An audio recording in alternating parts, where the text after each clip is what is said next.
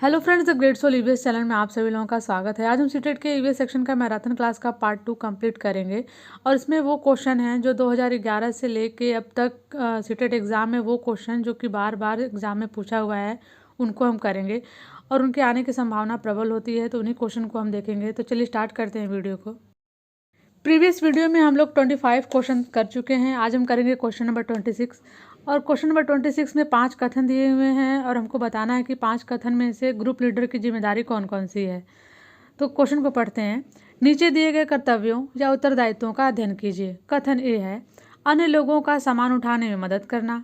कथन बी है पूरे ग्रुप के आगे चलना ताकि ग्रुप पीछे पीछे चले। कथन सी है जो चल न पाए उसे रुकने के लिए कहना। कथन डी है साथी के बीमार होने पर उसका ध्यान रखना और सबके लिए खाने पीने का इंतजाम करना। और कथन ई है रुकने और आराम करने के लिए अच्छी जगह ढूंढना। माउंटेनियरिंग में ग्रुप लीडर की जिम्मेदारी का उपयुक्त में से चुनाव कीजिए। अब पांचों कथन में से जो जो सही है आपको बताना है कि कौन कौन सा कथन सही है। तो ऑप्शन ए है ए, डी तथा ई। ऑप्शन बी है ए, बी तथा सी। ऑप्शन सी है बी, सी तथा डी और ऑप्शन डी है सी, डी तथा ई। तो इसमें ऑप्शन नंबर ए जो जाएगा वो सही हो जाएगा। हमारा ऑप्शन नंबर ए कथन ए, डी, ई करेक्ट है। तो कथन देखते हैं ए में क्या है। कथन ए में है अन्य लोगों के सामान उठाने मदद करना। ये कथन जो है सही है। कथन बी रॉन्ग है। रॉन्ग इसलिए है क्योंकि इसमें दिया हुआ है कि पूरे ग्रुप के आगे चलना ताकि ग्रुप पीछे पीछे चले। इसमें इसलिए रॉन्ग है क्योंकि पूरे ग्रुप के आगे बढ़ जाने के बाद ही जो ग्रुप लीडर रहता है वो आगे बढ़ता है, इसलिए हमारा कथन बी हो जाएगा, रॉन्ग हो जाएगा। कथन सी देखते हैं जो चल ना पाए उसे रुकने के लिए कहना। ऐसा बिल्कुल नहीं है। जो चल नहीं पाता है ग्रुप लीडर उसकी हेल्प करता है आगे चलने में या आगे बढ़ने में। तो कथन बी और सी जो जाएगा रॉन्ग हो जाएगा। कथन डी देखते हैं साथी के बीमार होने पर उसका ध्यान रखना और सबके लिए खाने पीने का इंतजाम करना। ये कथन बिल्कुल सही है। और कथन ई है रुकने और आराम करने के लिए अच्छी जगह ढूंढना। ये भी कथन सही है। तो हमारा कथन ए, डी, ई सही है और ये ऑप्शन हमारा ए में है, इसलिए हमारा ऑप्शन ए जो जाएगा वो करेक्ट हो जाएगा। अब हम नेक्स्ट क्वेश्चन करेंगे। क्वेश्चन नंबर 27 अल बरूनी कौन था। ऑप्शन ए है वह एक यात्री था जिसने भारत के लोगों की संस्कृति का अध्ययन करने के लिए कश्मीर से कन्याकुमारी तक यात्रा की। ऑप्शन बी है यह एक कुतुबशाही सुल्तान था जिसने हमारे देश में लगभग 40 वर्षों तक शासन किया। ऑप्शन सी है वह अफगानिस्तान का एक व्यापारी था जो हमारे देश में मेऊ के बाजार का अध्ययन करने आया था। और ऑप्शन डी है वह उज्बेकिस्तान का यात्री था जिसने एक किताब लिखी जो हमारे देश के इतिहास के बारे में जानने में सहायक है। तो इस क्वेश्चन का सही आंसर हो जाएगा ऑप्शन नंबर डी, वह उज्बेकिस्तान का यात्री था जिसने एक किताब लिखी जो हमारे देश के इतिहास के बारे में जानने में सहायक है। अब हम नेक्स्ट क्वेश्चन करेंगे। क्वेश्चन नंबर 28 नीचे लोगों के कुछ क्रियाकलाप दिए गए हैं। तो पहला क्रियाकलाप है क्रियाकलाप ए खानों का उत्खनन। बी क्रियाकलाप है बांधों का निर्माण। सी क्रियाकलाप है बाजार में बेचने के लिए पत्तियां एवं जड़ी बूटियां इकट्ठा करना। और डी है बांस से टोकरी बुनना। और ई है गिरे हुए पत्तों से पत्तल बनाना। इनमें से वह क्रियाकलाप कौन से हैं जो जंगलों के गायब होने के लिए जिम्मेदार है। तो ऑप्शन ए है क्रियाकलाप बी, सी, डी तथा ई।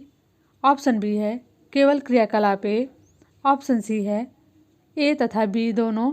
और ऑप्शन डी है क्रियाकलाप ए, बी तथा सी। तो इसका सही आंसर हो जाएगा ऑप्शन नंबर सी, क्रियाकलाप ए तथा बी। ए में क्या है कि खानों के उत्खनन से जंगलों के गायब होने के लिए उत्तरदायी होते हैं। और क्रियाकलाप जो बी है बांधों का निर्माण भी जंगलों के गायब होने में जिम्मेदार है। तो इसलिए हमारा ऑप्शन नंबर जो सी है ए तथा बी वो करेक्ट हो जाएगा। अब हम करेंगे क्वेश्चन नंबर 29 गांधीधाम जो कि गुजरात में पड़ता है का रहने वाला कोई व्यक्ति पहले भोपाल और फिर हैदराबाद जो कि आंध्र प्रदेश में पड़ता है जाना चाहता है, उसके सफ़र की दिशाएं क्या होगी। ऑप्शन ए है पहले दक्षिण दिशा में और फिर पूर्व दिशा में।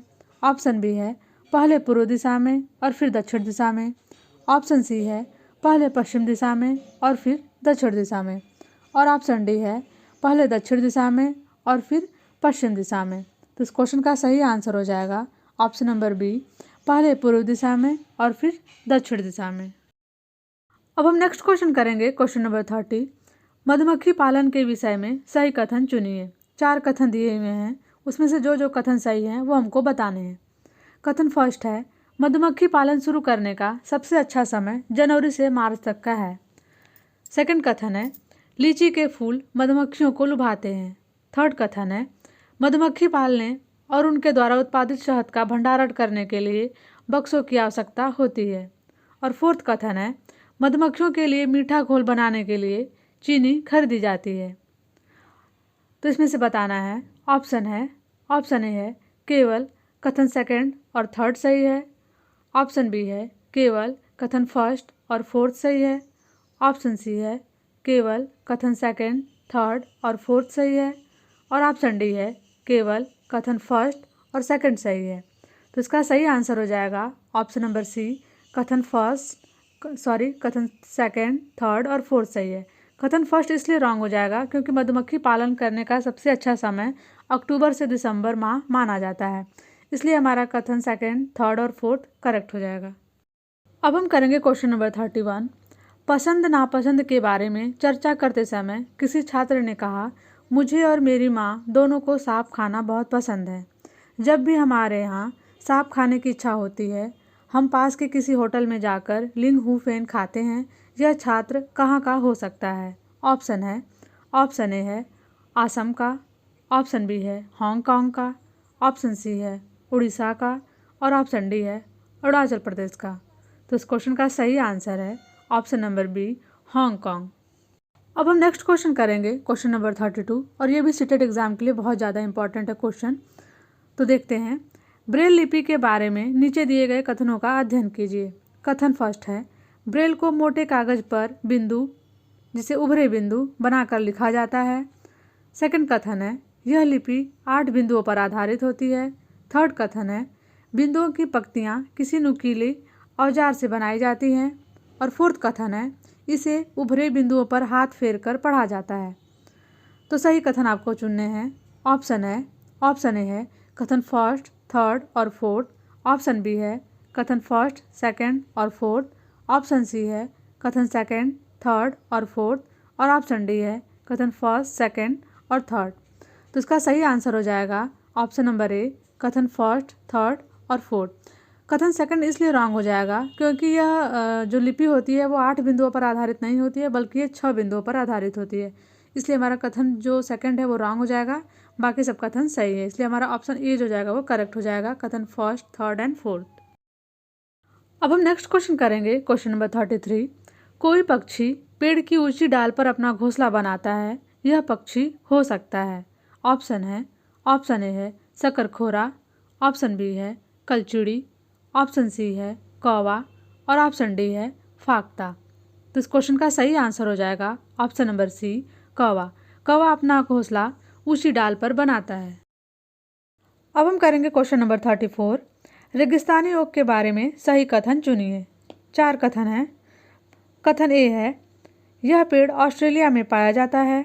कथन बी है यह एक विशेष प्रकार का पेड़ है जिसकी जड़ें टहनियों से लटकती हैं। कथन सी है इस पेड़ की जड़ें जमीन से उस गहराई तक जाती हैं जब तक कि पानी तक न पहुंच जाएं। और कथन डी है इस पेड़ के तने में पानी जमा होता रहता है और स्थानीय लोग पतले पाइप का उपयोग करके इस पानी को पीते हैं। ऑप्शन ए है कथन ए, बी और डी सही है। ऑप्शन बी है कथन ए, सी और डी सही है। ऑप्शन सी है कथन बी, सी और डी सही है। और ऑप्शन डी है कथन ए, बी और सी सही है। तो इसका सही आंसर हो जाएगा ऑप्शन नंबर बी, कथन ए, सी और डी सही है। जो ऑप्शन बी है वो रॉन्ग है। यह एक विशेष प्रकार का पेड़ है जिसकी जड़ें टहनियों से लटकती है। जब हमने रेगिस्तानी एक चैप्टर पढ़ा था तो इसमें ये वाला पॉइंट नहीं था, इसलिए हमारा ऑप्शन नंबर बी जो जाएगा वो करेक्ट हो जाएगा, कथन ए, सी और डी। अब हम नेक्स्ट क्वेश्चन देखेंगे, क्वेश्चन नंबर 35। प्राथमिक स्तर की अच्छी ईवीएस पाठचर्या में होनी चाहिए। ऑप्शन ए है पाठ के अंत में अधिक अभ्यास प्रश्न सम्मिलित करना। ऑप्शन बी है अपने आसपास को खोजने के अवसर प्रदान करना। ऑप्शन सी है संकल्पनाओं की विस्तृत व्याख्या पर अधिक एकाग्रता। और ऑप्शन डी है पदों की यथार्थ परिभाषा पर अधिक बल देना। तो इस क्वेश्चन का सही आंसर हो जाएगा ऑप्शन नंबर बी, अपने आसपास को खोजने के अवसर प्रदान करना। जब बच्चा खुद से एक्सप्लोर करके कोई चीज़ सीखता है तो उस समय बच्चा एक्टिव रहता है और उस समय जो उसको नॉलेज होती है वो अस्थायी होती है। अब हम नेक्स्ट क्वेश्चन देखेंगे, क्वेश्चन नंबर 36। ब्रेल लिपि में मोटे कागज पर उभरे हुए बिंदु बने होते हैं। यह लिपि आधारित होती है। ऑप्शन ए है 6 बिंदुओं पर, ऑप्शन बी है 8 बिंदुओं पर, ऑप्शन सी है 10 बिंदुओं पर और ऑप्शन डी है 4 बिंदुओं पर। तो इस क्वेश्चन का सही आंसर हो जाएगा ऑप्शन नंबर ए, ब्रेल लिपि 6 बिंदुओं पर आधारित होती है। अब हम नेक्स्ट क्वेश्चन करेंगे, क्वेश्चन नंबर 37।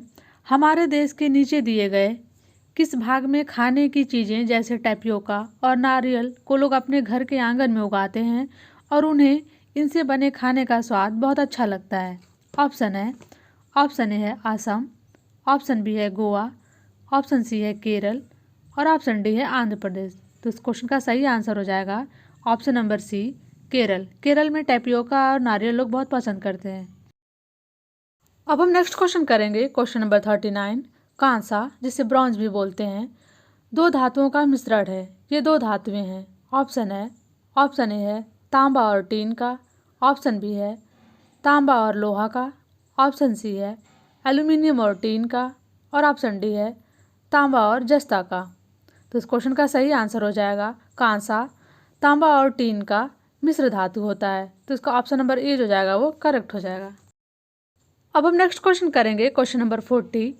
नीचे दिया गया पैराग्राफ पढ़िए जिसे गांव के एक छात्र ने अपने घर के विषय में लिखा है। मैं गांव से आया हूं। हमारे गांव में अत्यधिक वर्षा होती है, इसलिए हमारे घर धरती से लगभग 10 से 12 फुट या फिर कहें 3 से 3.5 मीटर ऊंचे बने होते हैं। इन्हें मजबूत बांस के खंभों पर बनाया जाता है। यह घर अंदर से भी लकड़ी के बने होते हैं। यह गांव होना चाहिए। ऑप्शन ए है आसाम में, ऑप्शन बी है तमिलनाडु में, ऑप्शन सी है उत्तराखंड में और ऑप्शन डी है आंध्र प्रदेश में। तो इसका सही आंसर हो जाएगा ऑप्शन नंबर ए, असम में। अब हम करेंगे क्वेश्चन नंबर 41। बिहार राज्य के लोगों के लिए मधुमक्खी पालन शुरू करने की सबसे अच्छी अवधि कौन सी होती है? ऑप्शन ए है अप्रैल से जून, ऑप्शन बी है जुलाई से सितंबर, ऑप्शन सी है अक्टूबर से दिसंबर और ऑप्शन डी है जनवरी से मार्च। तो इसका सही आंसर हो जाएगा ऑप्शन नंबर सी, अक्टूबर से दिसंबर। मधुमक्खी पालन के लिए अक्टूबर से दिसंबर माह उपयुक्त माना जाता है। नेक्स्ट क्वेश्चन देखेंगे, क्वेश्चन नंबर 42। रेगिस्तानी ओक एक पेड़ का नाम है जिसकी जड़ें उस गहराई तक जमीन में भीतर जाती हैं जब तक कि पानी तक न पहुंच जाए। इस पेड़ की जड़ों की गहराई इस पेड़ की ऊंचाई से लगभग 30 गुनी होती हैं। यह पेड़ कहाँ पाया जाता है? ऑप्शन ए है आबू धाबी में, ऑप्शन बी है ऑस्ट्रेलिया में, ऑप्शन सी है रूस में और ऑप्शन डी है राजस्थान में। तो इस क्वेश्चन का सही आंसर हो जाएगा ऑप्शन नंबर बी, ऑस्ट्रेलिया में। नेक्स्ट क्वेश्चन देखेंगे, क्वेश्चन नंबर 43। माउंट एवरेस्ट के बारे में सही कथन चुनिए। ऑप्शन ए है यह नेपाल का भाग है और इसकी चोटी की ऊंचाई 8,900 मीटर है। ऑप्शन बी है यह भारत का भाग है और इसकी चोटी की ऊंचाई 9,850 मीटर है।